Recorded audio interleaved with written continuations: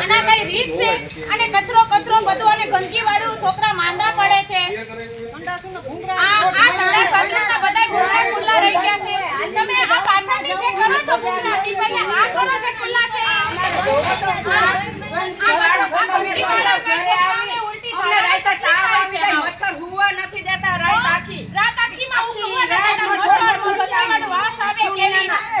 અને આ 15 દિવસમાં કે રોડ બનાવીને જ દઈજો. 15 દિવસમાં પૂરો કરો. બધા પૂરો કરજો. આ ઝડપથી કરજો.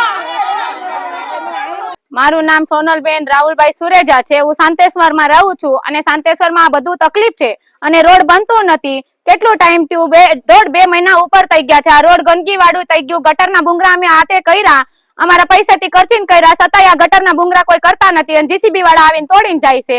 અમારે કરવાનું શું છે હવે? આમાં એક ભાઈ આજે પડ્યા હોત એનો પગે ભાંગી ગયો તો શું કરવાનું? આ તમે 15 દિવસમાં પૂરું કરી દો ગમે એમ કરીને રોડ નું.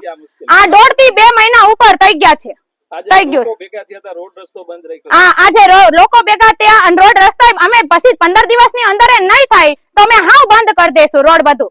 જગદીશભાઈ જયશંકરભાઈ સિલ્લો. આ શાંતેશ્વર નગર રોડ અત્યારે બંધ કર્યો હતો, એની હિસાબે અત્યારે બધા રોડ નું આશ્વાસન દઈ ગયા છે. આ 1.5 મહિના છેલ્લા 1.5 મહિના ત્યાં ખોદેલો છે. રોડ નું પાણી બધું સંડાસ ઉપર આવે પણ કોઈ ભાવ પૂછતું નથી. છતાંય અમે જો અત્યારે રોડ બંધ કર્યો એની હિસાબે બધી પબ્લિક ભેગી થઈ છે. જેમ બને વહેલી તકે આ રોડ પૂરો થાય એ બદલ કોર્પોરેટર આભાર. લોકોને કેવી મુશ્કેલી પડે? લોકોની વાત જ કરવામાં હલાતું જ નથી.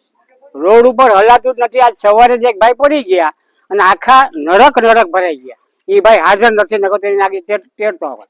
આખા નરક ભરાઈ ગયા. એવી આ શાંતેશ્વર નગરની હાલત છે.